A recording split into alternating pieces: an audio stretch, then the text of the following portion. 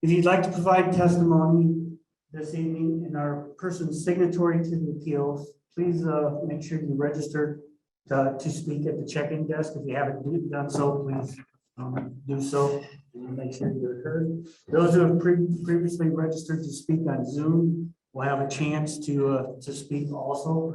In general, for the Zoom people, we'll make you follow the in-person speakings during that appeal. If you have a specific order, we'll take in the order that's given to us for the speakers.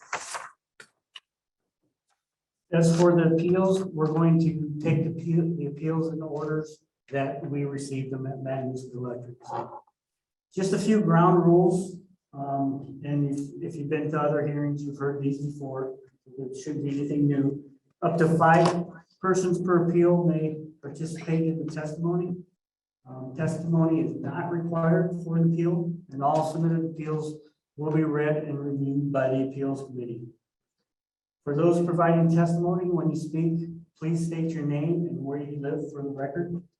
Be respectful. We know this is an important issue to you. Please maintain decency and decorum in your words, choice, tone, and volume of your testimony. One person speaks at a time. Please refrain from side conversation or interrupting the speaker so others are not distracted from listening. Speak clearly. The appeals committee will appreciate your effort to speak clearly. Be brief and to the point to maximize the time that you have for this appeals committee. You have 3 minutes, and we'll have a timer up on the screen here. With up to 5 signatories per appeal, this will take a little while. The appeals committee may ask questions of the appellants, but we're going to hold the appeals committee's questions until they've heard all persons for that appeal, and then they'll ask. And these are primarily clarifying questions.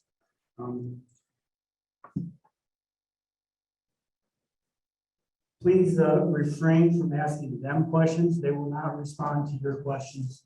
So we're here to hear you and for you to present your appeal as you'd like to have it understood. So any attempt to contact a member of the appeals committee before the hearing, during the course of the hearing, outside of testimony time, or while a written decision on the appeal is being produced, will be considered ex parte communications and a violation of the integrity of the process and will result in immediate rejection of the appeal.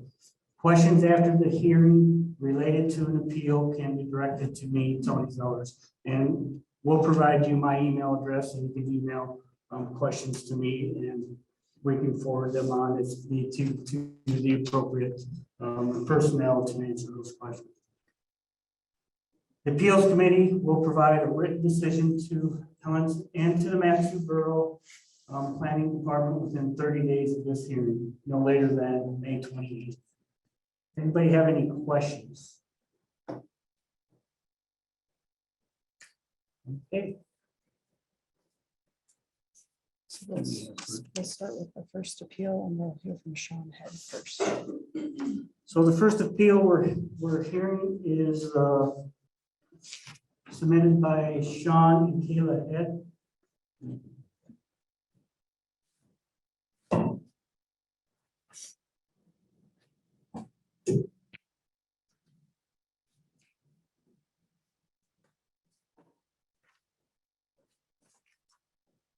I am Sean. I'm from North Salton Street, Mosilla, to the northwest corner of the field route, or of our field, northwest corner of the north route. In my testimony today, I'm going to talk about several shortcomings and deficiencies that I observed during the round of study, which will further support our reasoning for selecting an alternative route provided in our appeal. The first deficiency was communication not with MBA members. MBA will continue to say that they did everything right regarding communication letting the public be heard. I strongly disagree. Northern Route wasn't added until sometime mid-summer 2021. It was added to address the concerns from a public hearing in May 2021. MBA allowed a few community members to suggest a new route that wouldn't impact them, and no one was there to oppose this route publicly because people of the new proposed route were not within 1/2 mile of the original routes that MBA proposed, and then no reason to attend. Only 27 of 502 public comments testimony supported the northern route compared to 285 comments that supported southern routes or routes along existing roadways. Second major shortcoming was the actual research done on this route. It appears that MEA and their consultants drew a line on mapping called good. Per decisional document, there was no boots on the ground studying the terrain of the wetlands and through the 10-mile stretch of wilderness for actually reviewing the findings to confirm accuracy. Research inaccurately counted the number of homes affected, also the number of homes within 75 feet of this route. The study shows that a total of one house within 75 feet at central EG and West End. There are 2 houses just on Solitude Street alone that fall within 75 feet. There will be at least 4 other houses on Church Road. I can see that just by driving to town every day. Also, the cost analysis showed $450,000 for right-of-way requirements for the portion of the northern route compared to $3.2 million on the southern route. The market price is much higher for homes with acreage compared to the same homes with very little land. Privacy appeals to a vast majority of home buyers. Also, the value of vacant land skyrocketed in recent years. In addition, the MEA did not even know about the popular Baldy Mountain Trail until it was brought to attention in September open house. The northern route will ruin roughly the first 2 miles of this trail. This trail is marked on Google Maps, but somehow was not spotted during the research phase and was not included in the sensitivity map. Even after MEA was made aware, the trail was never added to the sensitivity map. This further demonstrates a misrepresentation of actual data and lack of research. It also shows that public input wasn't always taken into account. Enough limit the number of community members that were aware of the project to see the full picture. Lastly, MEA has stated that they want to use section lines whenever possible. According to Alaska, MEA must put their power lines on the edges of the section lines, offset them by another 30 feet. Section line where they plan to put the south, drop south the Church Road alternates back and forth between the property lines on the east and west side of the road. Some properties incorporate the full section line easements, some have none. My property, for example, has 60 feet of section line, the lot across the street has 6 feet. My neighbor to the south has 33 feet. This means the power line will be zigzagging all the way down the outside of the Church Road. With that said, I will strongly encourage you to question whether the accurate research was really my neighbor would further elaborate on the shortcomings of efficiency throughout the study. Okay, thank you, Sean. Jeremy. Hello, my name is Jeremy Honslow. I'm also one of the signees on the appeal and a 17-year resident on Solitude Street. While I remain opposed to the northern route overall, it is to be chosen. Please consider these alternate adjustments to the route to limit the damage that will be done. On the front page of the MEA website, it proudly proclaims since 1941 communities built and led. Some MEA officials have stated that the problem with unauthorized off-road vehicle access to the river sounds like law enforcement problem to them. If MEA is truly to stand by its core values of doing what's right for the community, it would be important to not create a situation which will clearly cause future law enforcement problems and degradation to fish and wildlife habitat. In our appeal, we have made clear there are 4 alternate routes which all solve the problems of connecting the Baldy Mountain Trail, one of the most heavily used off-road vehicle trails in south central Alaska, with a direct route to the Little Sincera River. A crossing of the power line in this location would offer an out-of-sight and out-of-way area where off-road vehicles could access the river, leading to erosion and damage to the habitat and create a lawless area similar to Jim Creek. When the out-of-state consultants recommended this route, they admittedly had no knowledge of the Baldy Mountain Trail and no local understanding of the problems that could be caused by providing a direct link from the trailhead to the Little Sincera River. This oversight by an out-of-state consultant, I suppose, is understandable, which is why an appeals board such as yourselves, with your local knowledge of our issues, can clearly see that avoiding connecting this heavily used off-road trailhead to sensitive habitat is a terrible idea. For those who are unaware, the Baldy Mountain Trailhead currently gives access for off-road vehicles to head directly north along the section line easement and access the mountain. When we say off-road vehicles, we're not just referring to Polaris Rangers and Can-Am side-by-sides. This trail attracts swamp buggies and off-road trucks with tractor tires. Solitude Street is often lined with trucks and trailers unloading and parking since there's no designated parking area for that trail. Sometimes these trucks and trailers line the entire length of Solitude Street. Many of these trail users are law-abiding, but some are not. The proposed route will create an approximately half-mile connection for off-road vehicles that use the ditches along Church Road and would descend into the wetlands, crossing the Little Sioux, and then crossing Swiftwater Creek before connecting to Solitude Street, where all of the current parking happens for the trailhead. This would create an almost irresistible attraction for the off-road vehicle enthusiasts looking to find challenging terrain to test their equipment and skills on.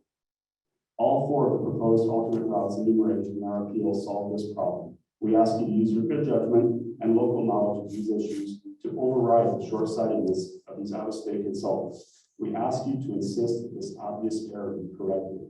Thank you. Thank you, Jeremy. Appeals Committee, they have questions for these two. Is there anyone who wants, else that wants to speak to the northwest corner appeal? You guys have any questions? Okay. All right, well, thank you. We'll move on. So this appeal is for the Meadow Lake Senior Incorporated. So I believe we have Gary Boyle.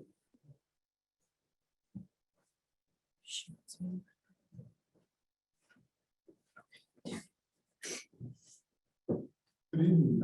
I'm Terry Boyle. I've been a resident for 16 years now. Past president of the Lakes Community Council. And I'm currently on the board of directors for senior housing at Birch Villa. And the planned approach right now on the north end of the property of Birch Villa would impair the construction of the next phase of the Birch Villa development that's intended in the not too distant future. And as we all know, senior housing is a definite needed asset in the whole Madison Valley. It would actually interfere with two of the projects that are slated for that side of the property. And then my thoughts on bringing it down the east side of the Meadow Lakes Community Council Birch Villa area there, down to the Stacy intersection makes way more sense, because in the long run, both Vienna Woods, which would be the east side of that, where the line would go through, will eventually, with the way the growth is going in the valley, is going to need probably an upgrade in their service as far as, you know, supplying energy to them. Plus, if they took it all the way down to the railroad tracks and then ran it west along the railroad tracks, that area there, which is currently a gravel pit, eventually is going to turn into some sort of commercial use. And they're going to need, you know, that would be a ideal location down there in the corner of Stacy and the railroad tracks for one of your stations to, you know, to disseminate the power from there. So those are the two objectives that I see would be really advantageous to using that eastern route, not going across the northern side of the property that Birch Villa has, and Meadow Lakes Community Council, the park development that we currently have going. And then our plan has been in effect since 2007 or 8, when they initially drew up the plan, and I believe you all have a copy of this. And you can see on the very northern portion, it would basically eliminate being able to do what we want to do in that portion of the property that has been slated to happen, and it's been acknowledged, you know, public knowledge since 2007, 2008, since we drew up the original master plan for this. So those are the two main comments that I have, and I'm sure some of the other members that are also speaking to this also. Okay. Thank you very much. Thank you, Terry. Julie Starr.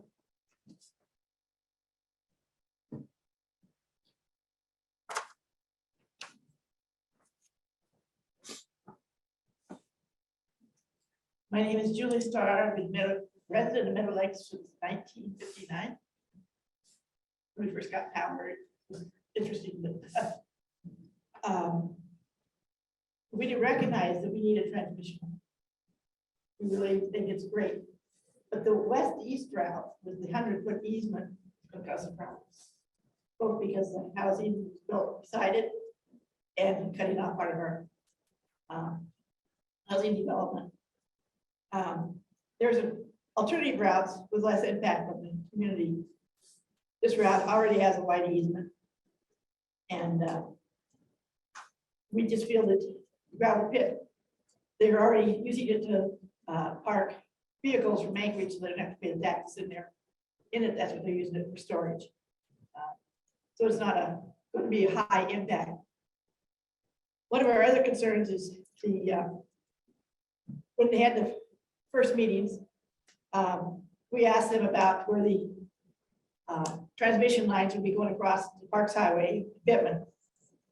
And they told us they'd get back to us, and we've never heard back. We have heard nothing where they're going to be going across. We have some concerns about the wetlands that are there, and also the gravel pit. Exactly, we still want to know where exactly we're going to find and construct the line, because you promised us at the meeting that you would do this, give it to us, but we have not seen it yet.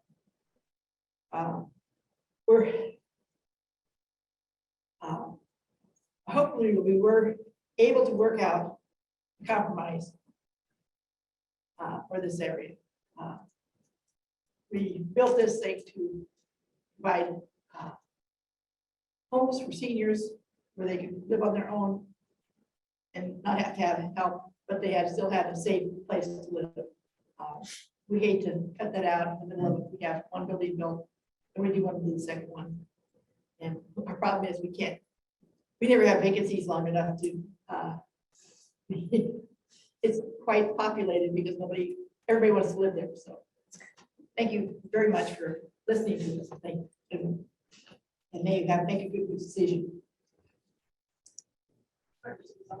Thank you, Julie. There's some chatter happening in the front online here.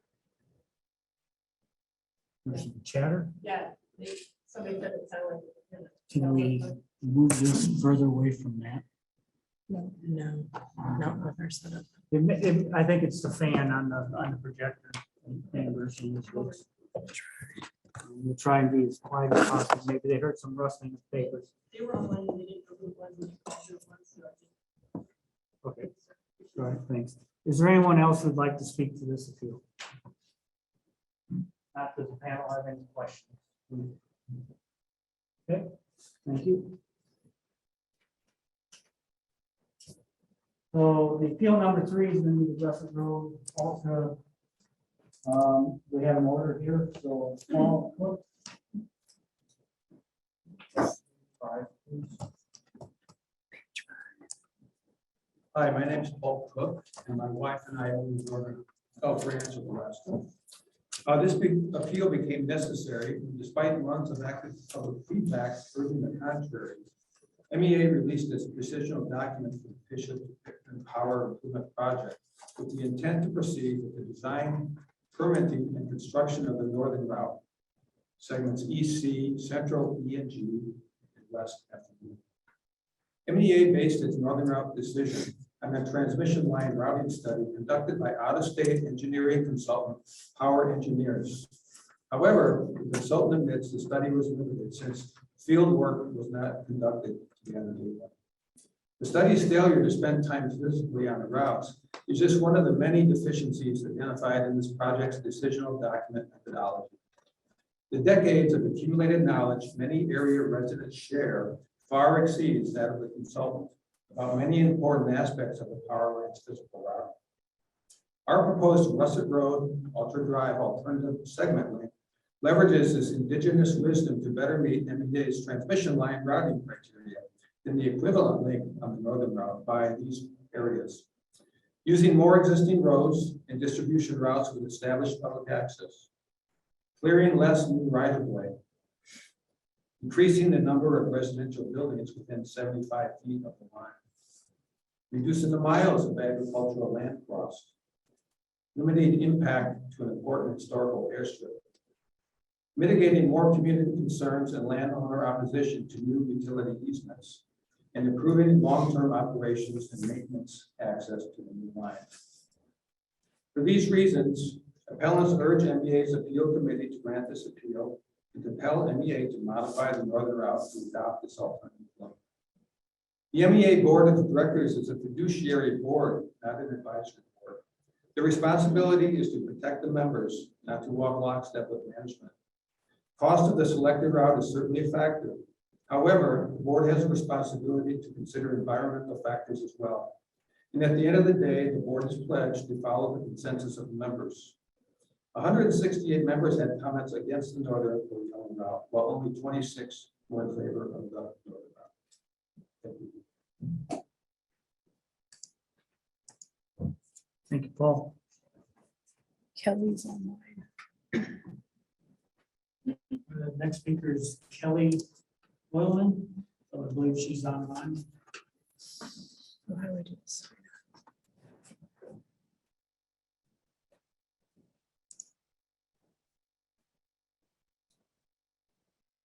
Phone. She by phone? Kelly, if you are by phone, can you please press *9 to raise your hand? So phone number is-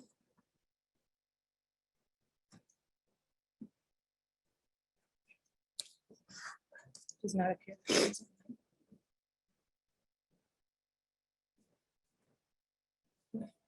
Okay, Kelly, if you're online, we'll try to get back to you once we've established. Oh, connection there with she is. you. Yeah, she's this one. Okay. So, Kelly, we've asked you to unmute. Okay. Can you please unmute, Kelly? *6. *6.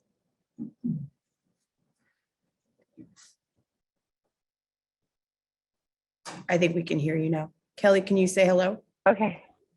Hello? We can hear you. Okay. Okay. Finally, sorry about that. My name is Kelly Hoyleman. I live on East Edgerton Parks Road. Per decisional document section 4.0, nature of public comment, it was, and I quote, concluded that majority of public concerns expressed a preference for use of routes with an existing power line, e.g. along Wasilla Fishhook Road or along heavily traveled roads. Comments suggested that the use of right-of-way that already has MEA's facilities in it would minimize adverse effects on the environment and communities since the area has been disturbed previously. These routes would also require less clearing and access would be easier. Many of the comments that included a route preference from both open houses and the hearing were not in favor of the northern route. These public comments included 5 key concerns about increased motorized traffic and trespass in the transmission right-of-ways, impacts to residential areas, increased costs of northern route relating to installation, maintenance, and rates for members, effects on the environment, wildlife, rivers, salmon habitat, and conservation efforts, and the risk of forest fire hazard. The Russet Road Alter Drive alternative link presented by this appeal includes new routing not previously evaluated by MEA's consultant, and this is a study deficit. This alternative link, better than the study's previously evaluated link segment 39-41-42, because it incorporates resident input and preemptively identifies private landowners who are willing to negotiate a utility easement along this link. Thank you. Thank you, Kelly.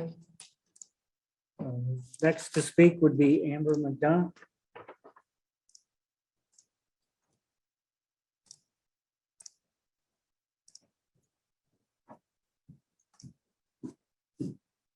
Hello, committee. My name is Amber McDonough. Can you please scroll down to attachment 5?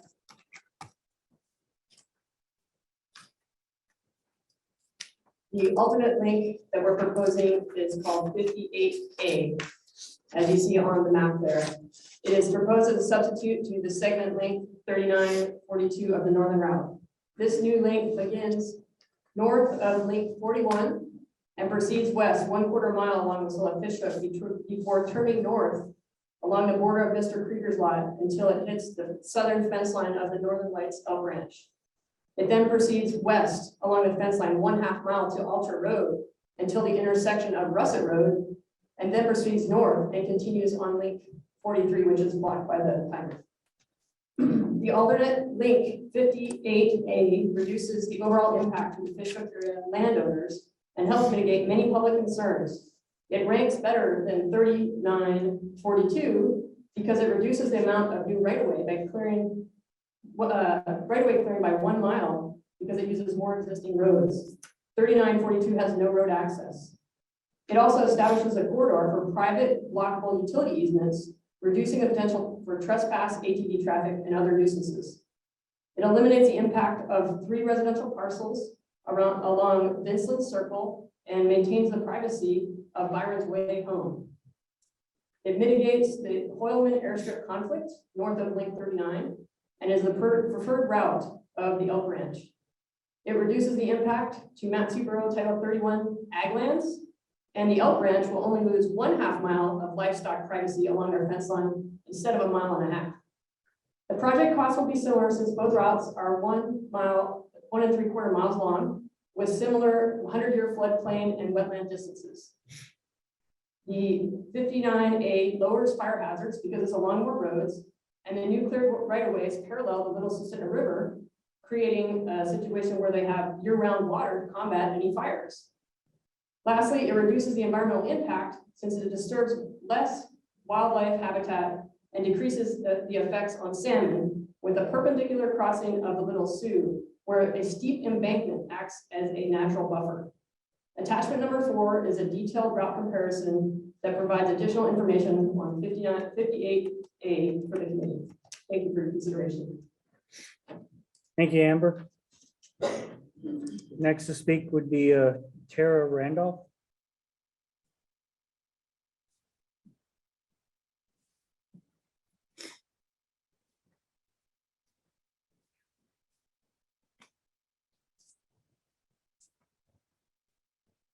My name is Tara Randolph. I live at East Byron's Way.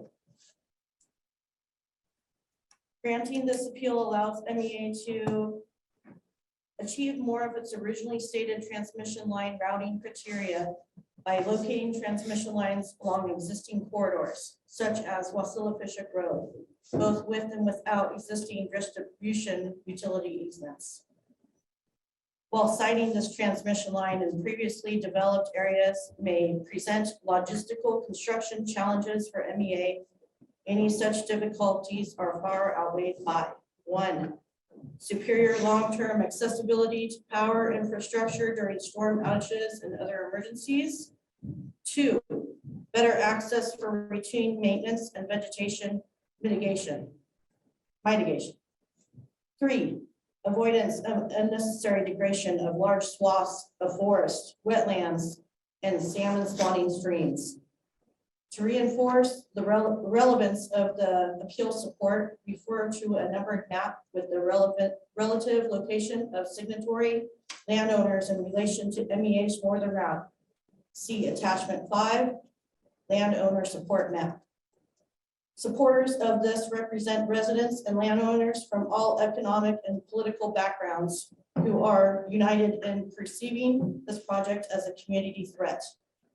Should MEA's appeal process be unsatisfactory, we are prepared to work together to protect our collective interests and ensure we receive compensation for harm to our property, livelihoods, and quality of life. Decisions with this potential to affect the Mat-Su-Borough Valley for decades should not be rushed. We ask the committee to grant this appeal so MEA can evaluate the Russet Road Ultra Drive alternative link as part of their study and incorporate into the project's decisional document. Again, MEA based this northern route on the transmission line study conducted by out-of-state engineering consultants, not even local or Alaskan residents. Is MEA gonna be unconcerned to the impact of their local Mat-Su Valley community members? MEA is supposed to be a member co-op. We are overpowering numbers of not in favor of the northern route in general. If they are gonna go with it anyways, we please ask them to reconsider for all of these reasons to grant the appeal and compel MEA to modify the northern route to adopt this alternative link. We already have problems with trespassing. We want to bring on and keep our fishing, hunting, and privacy and our. Thank you. Thank you, Tara. Is there anyone else who'd like to speak to this appeal? Does the panel have any questions? We'll move on to the next appeal. And this will be the best hybrid alternative route. I believe I have Ben. Yes, okay, sorry about that, Ben. You guys go to the map.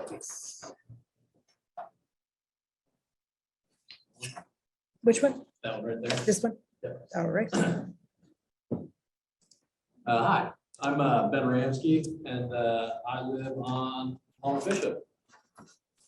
The residents united against the northern route or runner, and the appellants are dismayed to learn that despite months of oppositional public comment to the yellow route and working with MEA to identify and alert them to inadequacies in the development of the decisional document concerning the yellow route and minimal positive comment for the yellow route was still chosen by MEA, whose catchy slogan states, "One of the great benefits of our co-op, our electric co-op, is that we're led by our members. From our bylaws to our board of directors, how we power our communities is up to us." According to the decisional document, 462 members felt compelled to comment. Of those comments, 280 were about routing decisions.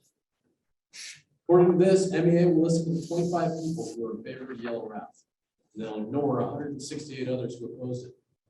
MEA will ignore 77 members who felt compelled to comment. They think that these power lines should follow existing right-of-ways and follow roads. And MEA will listen to the one person who specifically said, "I do not want this to go down Fishhook because it will impact Shaw Elementary."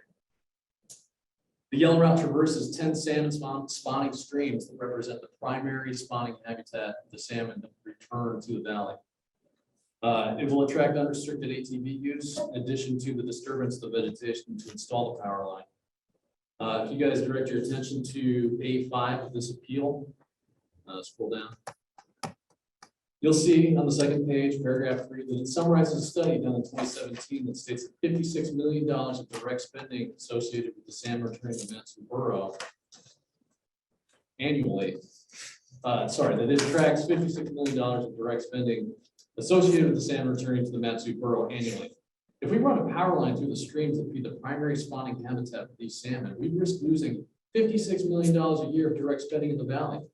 So we may save $4 million as an electric company, but our members stand to lose $56 million of income. Or we could just go with the Fishhook route and not risk losing that $56 million a year. The consultants who compiled the decisional document were from out of state, a state, I might add, that doesn't have a salmon run, who thinks of right-of-ways as places where families walk. They even said their conclusions are limited since the fieldwork was not conducted to gather data. This was evident in them missing several assets that, if included in the initial study, would have made the yellow northern route a poorly performing in comparison to our best hybrid alternative. They missed an airstrip. They missed agricultural lands. They missed a hiking area. These are kind of the red flags that pop up and say that maybe this wasn't done right. Thank you. Ben. Yeah, the next to speak is Bev Cutler, and she'll be online.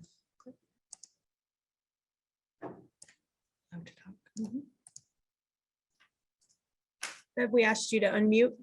Thank you. Can you hear me? We can hear you. Very well. I have one substantive comment, and that is that I wanted to share that I believe one of the justifications for going this northern route would be that a lot of the right-of-way that had to be acquired would be from ag land, which isn't very valuable, doesn't cost much, but truly the way ag land is valued today and its desirability is not at all satisfactorily reflected in the MSB assessments, which I believe is what the outside consultant used. So I don't think that's a valid criteria. But what I really want to comment on, and please forgive me if I'm being a little lawyerly about this, is deficiencies in what I think are the study process and perhaps really in this appeals process as well. The DD, the decisional document, said on page 14 that people could object, just state their objections and why they object, but further information from Jennifer Castro said that you could only identify deficiencies in the study as a ground of objection, not that you just prefer it to go a different route. So some of the people that have spoken before haven't really focused on that. I think it's really important for this appeals committee to realize that what you are seeing on your map, where the green line is, this northern route that so many of us are opposed to, was not even in the original study area. The original study area included only the lower 2/3 of what you're looking at, and people didn't want it there. They didn't want it coming up Wasilla Fishhook, even though the reason for having it is to provide power in the future to population that's going to be well below this green line. They're trying to invade land well above the area they're trying to serve in order to do this and make a longer line and destroy a lot of wilderness instead of just going up Wasilla Fishhook Road, which is already there. MEA has done a lot to brag about extensive public outreach, but they hid some of the results, as noted in some of the other objections that you'll hear later. The focus group that MEA talks about in its DD is greatly exaggerated. I've talked to people on the focus group. Some of them didn't show up for meetings. When they did, they basically said, we just listened. We weren't really giving as much input as this decisional document makes it sound like we were giving. And really, the problem, I think, for so many of us is, why are you going all the way up into this wilderness, crossing the Little Soup twice and so forth, when you could just go up that road where people are already used to seeing power lines and not do all these things that have an impact on the environment, fish, wildlife, the fishhook communities, meadow lakes, et cetera, and their rural character. Thank you for listening.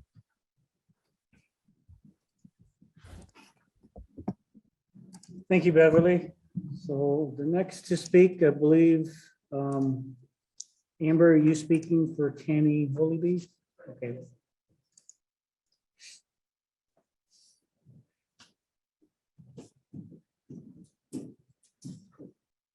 So can you go ahead and scroll up to the tab number 2? Shows the map. My name is Amber McDonough, and I'm going to provide expert testimony on behalf of Tammy Holyby. I will continue the basis of our objections and the identified deficiencies. The next one is the suppression and neglect of agency and community concerns for the Northern Route. MEA kept all public agency concerns hidden until April 2022 with the submission of the decisional document, which prevented any dissemination of these public agencies' concerns and recommendations. For example, there is very little evidence that MEA voluntarily incorporated any meaningful changes into the Northern Route since September 2021 that were based on the concerns received from the Alaska Department of Fish and Game, Meadow Lakes Community Council, or the Kinnick Tribe. The study glossed over the 2017 Fishhook Comprehensive Development Plan with goals that highly value the preservation of all shared natural and cultural community assets, as well as the Fishhook Community Council's subsequent resolution, which seeks to protect the area's private property rights, farming character, and watershed.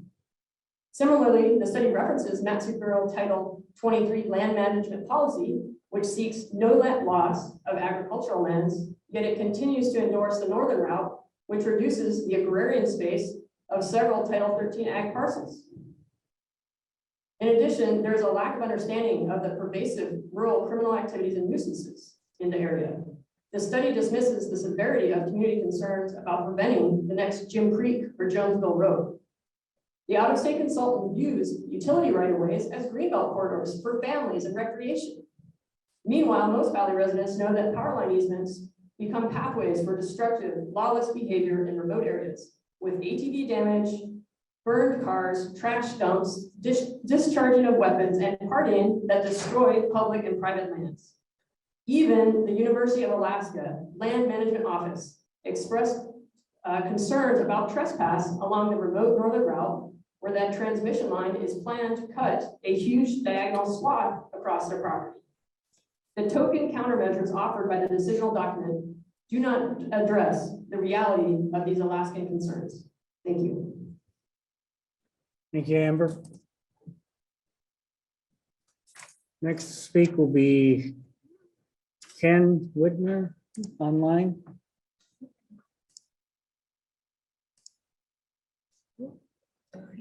I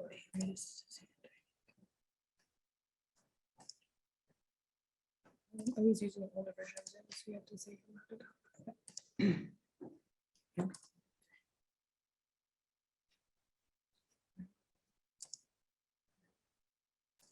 Can we ask you to unmute?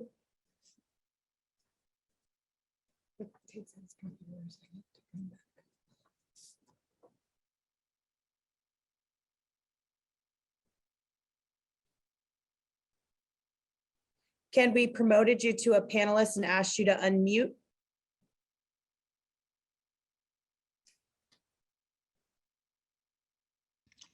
All right, can you hear me? Yes, we can hear you, Ken. Yeah, my name is Ken Whitmer. I live on Sykes Road. MEA used the worst case assumptions when estimating Southern Route right-of-way easement acquisition costs. The decisional document includes a rough order of magnitude cost estimate, predicting the right-of-way costs for the Southern Central Route at 2.82 million more than the Northern route. The right-of-way acquisition cost difference is by far the largest price discrepancy category between the two routes, and the study never really details why this is so, nor explains the assumptions used to derive these estimates. The consultant probably used the maximum 100-foot right-of-way width to derive the right-of-way cost along the Southern route, despite MEA's frequent public assertions that the 100-foot right-of-way width is negotiable on a case-by-case basis.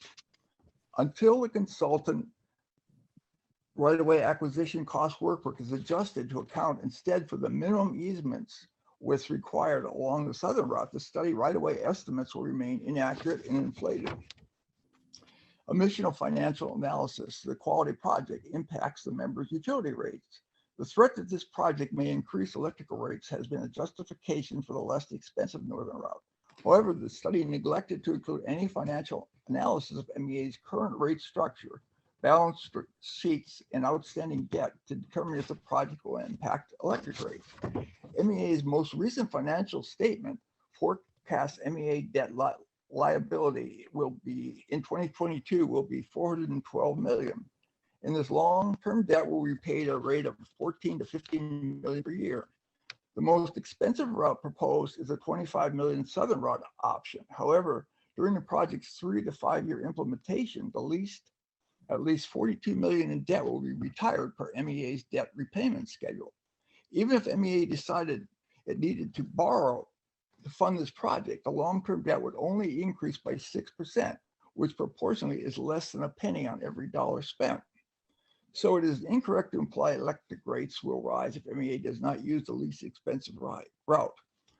Acknowledging this study deficiencies, we propose the hybrid route as a compelling compromise to balance the need for growth, conservation, and public safety. It may not be the easiest route to construct, but dramatically reduces the project's unintended long-term side effects and the effects to the community assets shared by all MEA members.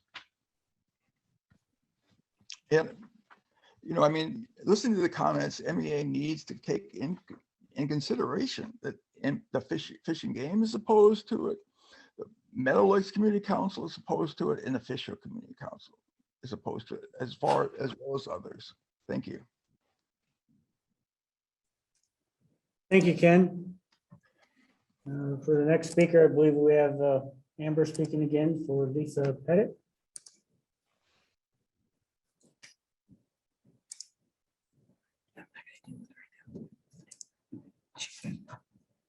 Hello, I'm Amber McDonough, and I am going to provide expert testimony for Lisa Pettit. The best hybrid alternative route is nearly 4 miles shorter than the Northern route, but it is estimated to cost more overall, despite being $500,000 less for vegetation mitigation and $130,000 less for permitting.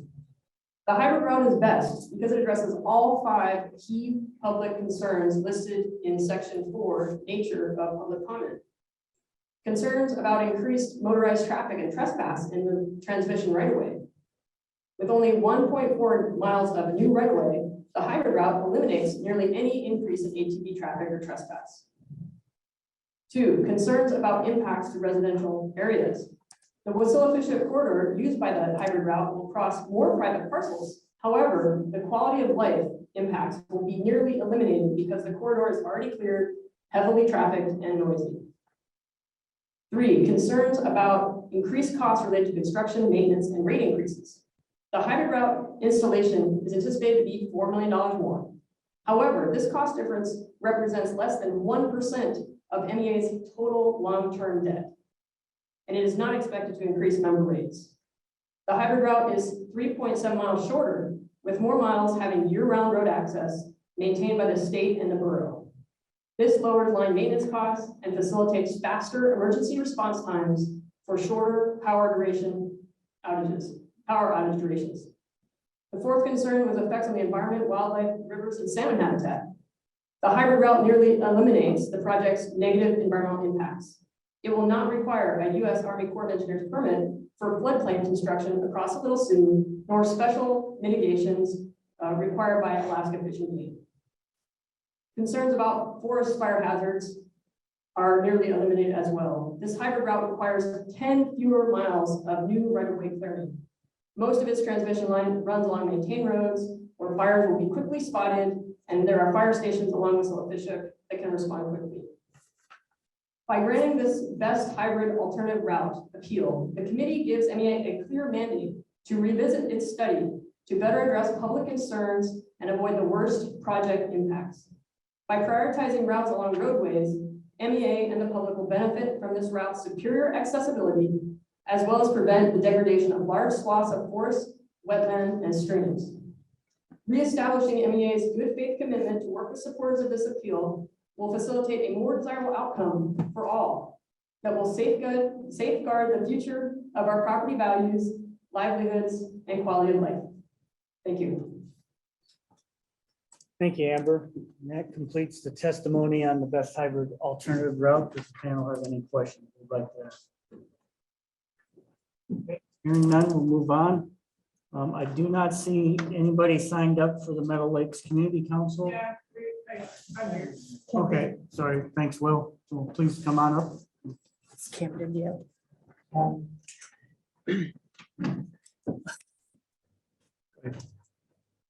Hello, my name is Camden Neely. I am here as the current president of the Meadow Lakes Community Council. We have a membership of over 470 members. The Meadow Lakes Community Council owns and operates Meadow Lakes sports fields plus 40 additional acres of woods free of charge for the public to use. The Meadow Lakes Community Council spun off the corporation that built and now owns and operates the Meadow Lakes Senior Housing. Therefore, the council has a specific interest in the well-being of the senior housing and the sports fields.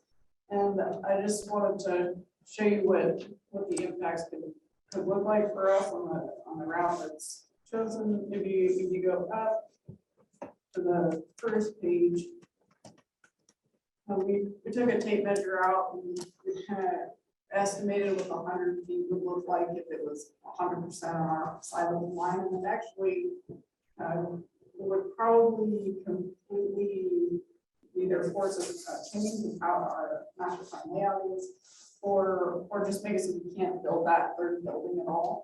The one on the south side there is built. The two on the west and north are future. But this is an existing plan, master plan document that you're seeing a picture of there. We assume that it would be 100% on our side of the line because there's a house that's quite close to the other side. And then if you go to the next ones.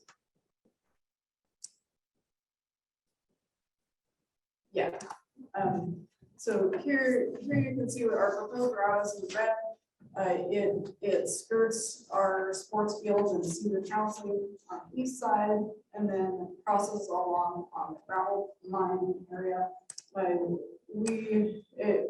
In the way that we see it, and is in our Meadow Lakes comprehensive plan, that area where the gravel pits are and off of the highway there will be future commercial, and we think that's a great spot for a transmission line to go and potentially a future substation. That's all I've got on my comments. All right. Thank you, Kim. Thank you. Is there anyone else who would like to speak to this appeal? Does council have any questions? All right, the final number 6 is the Chickaloon Village Council. Jessica Weinstaffer? She's on the call. Sure. Thank you. Lisa? Hi, Lisa, can you hear us? Yeah, hi, I'm here. Can you hear me? Yes, we can hear you. Hi. Hi there. I am the executive director for Chickaloon Village Traditional Council, which is the governing body for Chickaloon Native Village. We are one of 2 federally recognized tribes here in the Mat-Su Borough. And while we understand the need for this additional transmission line due to our expanding growth of the Mat-Su, we are also extremely concerned about the northern route. And specifically, our concerns are related to fish, wildlife, and cultural resources and the impacts that this project could have on them. We have some experts that will speak to fish, so I'll just quickly speak to the cultural resource piece. We know that this area is very culturally rich and that this area has a significant historical and spiritual impact for not only our people, but other Dena'ina people in the area. And, it is the policy of the state of Alaska to preserve and protect the historic and prehistoric and archaeological resources from loss, desecration, and destruction, so that the important scientific, historic, and cultural heritage that are embodied in these resources can be discovered and shared with future generations. The Mat-Su is bulldozing over things faster than we can document the history of this important place. And, without knowing who we are as people and how we live in this area, we lose a significant cultural, I want to say, encyclopedia of knowledge. And at this time, we would prefer that you really assess this route and choose an alternative route. Our preference would be Central A and D and the A+ and Central D. And we also would request that you consider burying the transmission line just for a narrower right-of-way. It costs more upfront, but I think we've all learned over the past winter that, our winds, our snowstorms are going to become more impactful as climate change progresses. And I think we should all be planning for that. So with that said, I'll turn it over to others here who are more knowledgeable in the science of this, but I hope you really reconsider the plan for this line. Chinan. All right, thank you, Lisa. Jessica? Okay, thanks.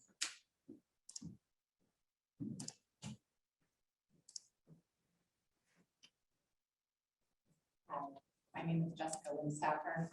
And first of all, I'd like to commend Will Platt for communicating with Chickaloon Village Traditional Council last summer, well in advance of doing field work. He contacted our staff to talk about cultural resources and the potential impact of cultural resources in this project. So that was fantastic communication, very respectful and appropriate in advance of the on-the-ground pedestrian field work for cultural resources. Unfortunately, I feel that other aspects of this transmission line project do not have fantastic communication to the community and to the members. And specifically, I'm not a member that lives in the neighborhood where most of these presenters live. And aside from the cultural resources communication, I didn't know that there were all of these opportunities for voicing public comment regarding the pros and cons of different routes. And so in the future, I would encourage that all members be sent the little flyers that I heard 8,000 got, but the 50,000 members also deserve to have input into this.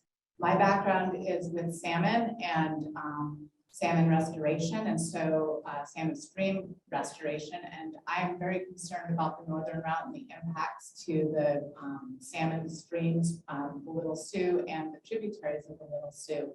Once we ruin salmon habitat or even reduce salmon habitat, it is exceedingly expensive and difficult to get back. We're already in an area of huge salmon reductions, and we really can't, as a community, afford to lose more. So the northern route is really irreversibly going to impact miles of high quality habitat for salmon, other fish, and of course wildlife as well. Thank you. Thank you, Jessica. And is Kendra Zamzo, if I said that correctly?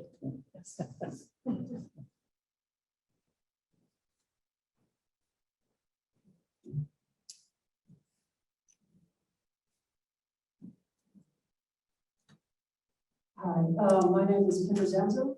I live in Chickaloon, so nowhere near the route. I work for Chickaloon Native Village. I'm the founder of Matsu Climate Watch and also a member of the Matsu Borough Fish and Wildlife Commission. I do not represent the traditional council, nor do I represent the Fish and Wildlife Commission. I'm speaking because I support this appeal. I'm glad to see that MEA is proactively preparing for redundancy in the grid and a greater electricity usage, which is expected as we move towards electric vehicles and other actions that reduce the carbon impact of our lifestyles. I am not worried about the impacts of the mine itself. I am worried about all of the concerns that have been expressed already by the other appellants. Becoming proactive and putting this line in should not come at the expense of our cultural and natural resources. As noted in our appeal, the northern route is likely to be the one that has the most impact on both. The tribe knows that where there is water, there are more people. As the northern route crosses undeveloped lands and several water bodies, there are certainly cultural resources that have not been identified. The decisional document, Appendix A, says that a walking survey is needed. MEA does not know the extent to which the northern route could intersect cultural resources. The Alaska Department of Fish and Game has concerns about impacts to natural resources, particularly through illegal fishing and off-road vehicle damage. This is a decisional document, Appendix D. This was reiterated in the text of the decisional document, Appendix A, biological resources, and in the public comment section in Appendix E. I share those concerns.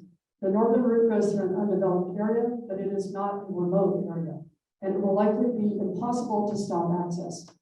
I was on the team that wrote the draft management plan for the Jonesville public use area in Sutton. We know the kind of damage that can occur. The destruction of wetlands, the shooting, the illegal activities. We do not want to see MEA be a catalyst for introducing a similar situation in this area. The decisional document attachment A has a summary of public comments that includes a preference for a route established along corridors and right-of-ways, a preference for underground construction, concerns about the effects of the northern route on wetlands and wildlife habitat, concerns about the northern route introducing access roads with resulting trespass, invasive off-road vehicles, and increased vandalism. I share these preferences and concerns. The other people that have submitted appeals have provided good suggestions for alternative routes. I strongly feel we should consider public comments in these routes. Thank you. Thank you, Kendra. Is there anyone else from this appeal for the Chickaloon Village Council? Does the panel have any questions? No? Well, with that, that includes all the appeals. I want to thank you guys for participating and being